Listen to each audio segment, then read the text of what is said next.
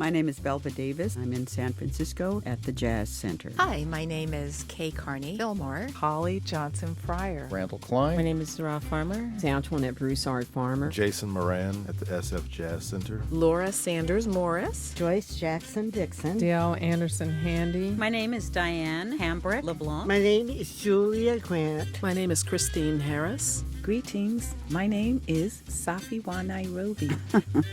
My name is Minnie Laura Della Pearl Carrington. Angelique Tompkins. My name is Maestro Curtis. That is not a title, that is my name.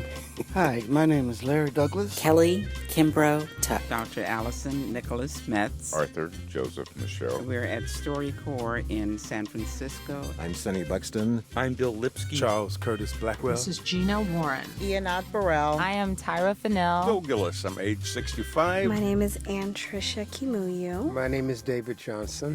My name is Jesse Foster. Natalie Bazil. Chloe Parker, 15 years old, and I'm talking to my dear mother, Natalie.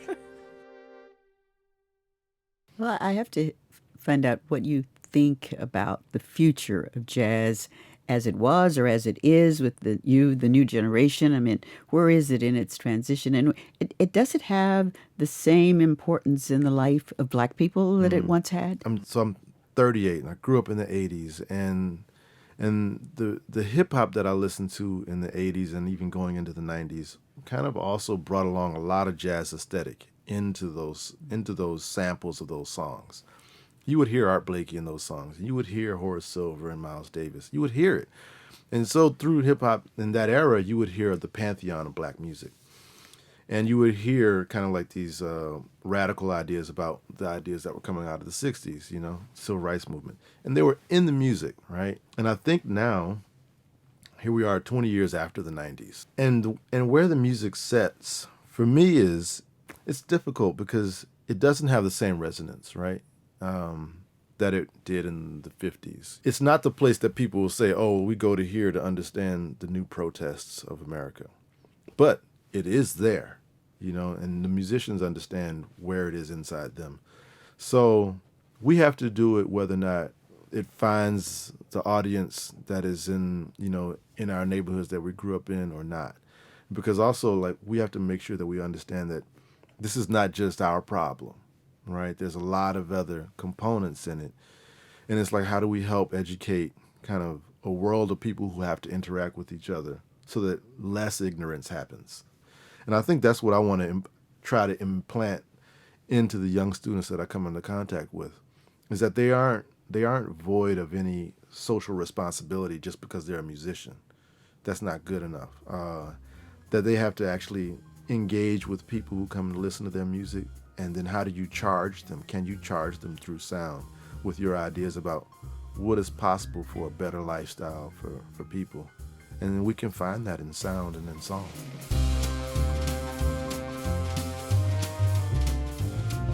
Tell me why jazz is important to you. Jazz is important to me because I grew up with it. I'm from Mississippi and grew up on the Mississippi Delta Blues, and it's a short transition from the Mississippi Delta Blues to jazz. Jazz has been my constant companion since I was in high school. And it's helped me to be a more creative person, to be a better problem solver, to think outside the box, as they say. Jazz is known for improvisation, and that's the basis of creativity, and that's my relationship to jazz. Music was always the background to everything. In your home, to everything, and I loved the music of my parents' generation.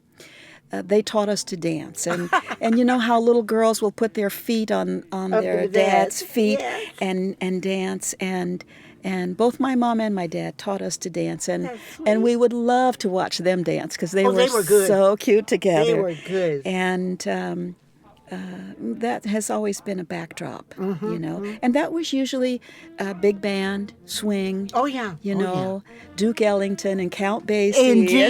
Indeed. I remember those days. My grandfather was originally from Beaumont, Texas, and his name was Wesley Johnson Sr. Everybody knew him in the Fillmore because he always had a white Texas cowboy hat on, but not, like the ones that you would see in the old Westerns. This is the one that you wear if you're an aristocratic cowboy. My grandfather owned a bar called the Texas Playhouse, also known as the Club Flamingo, which was on Fillmore back in the heyday of African Americans and their presence in San Francisco, where we owned all of our own pharmacy, lots of black doctors. We had our black liquor store, restaurants, and of course the clubs and bars that were owned by African Americans in the Fillmore. There is a restaurant called 1300 on Fillmore, and my grandfather's pictures and slideshow is actually featured there, where there are pictures from Club Flamingo. What led to jazz in the basement was because the repercussions of the scene crashing like that was there used to be a time where you'd go out and hear music like in the early evening, like 7 to 8. So my wife and I was having dinner one night, and so we finished dinner. So I said, well, let's go out and hear some music. And Michelle sardonically goes, where? And so she said, we have this studio downstairs where you teach. Maybe we should, what do you think? And I said, yeah, good idea.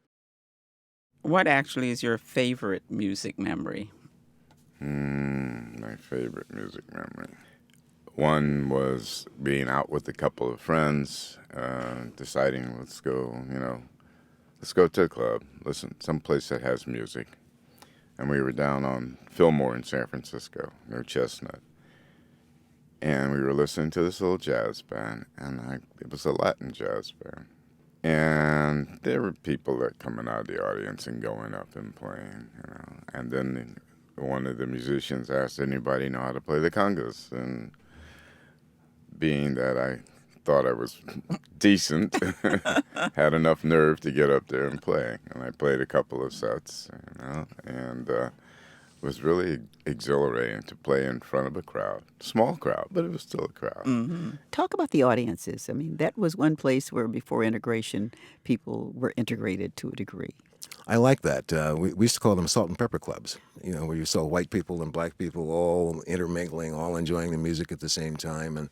And that today, oddly enough, doesn't exist as it did in those days.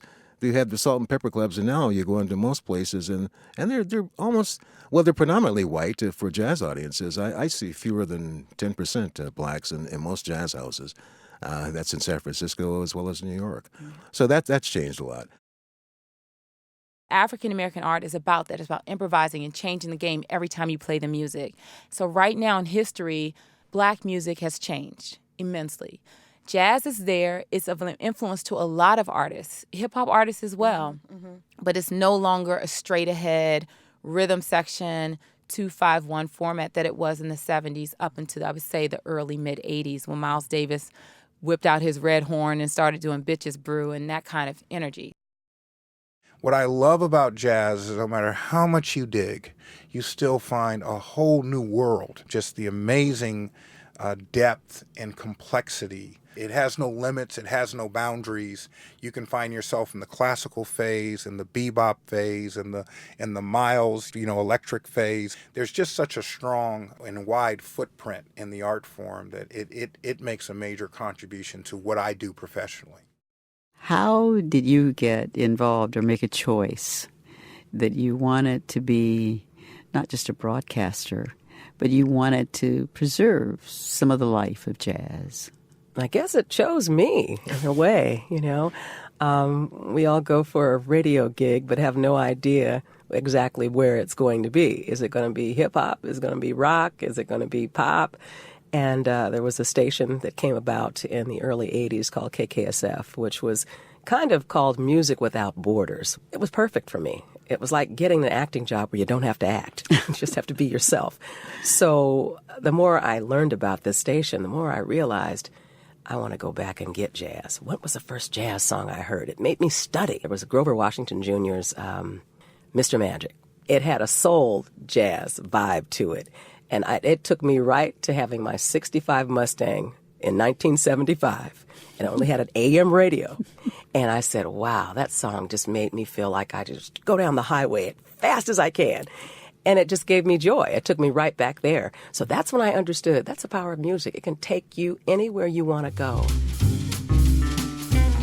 This generation has to know about that because jazz is, to me, not necessarily something that is so cerebral. If you don't feel it, it's a shame. Because if you express that you feel it, that artist is going to be on the stage and play notes that they've never played before. Because it is a living, breathing thing. And it's just like what those old people say when the spirit comes in. Yes. You might want to call it whatever you call it, but to me, that's what it means. To me, that's what it means when you see somebody go off and riff and just start playing things that they feel. If you're following along with them, you go, they're going to get right back to that original melody. But the story they're telling in between is their own. Well, thank you, Grandpa. I know sounds like our time is up, but that was a great interview, and I think we'll have to do this again. I have plenty more questions. I think you were my perfect choice to do this. You're special for me. Huh? You're special. In what way? The fact that you're here and we're able to communicate, and you're pretty much a role model for the rest of the family.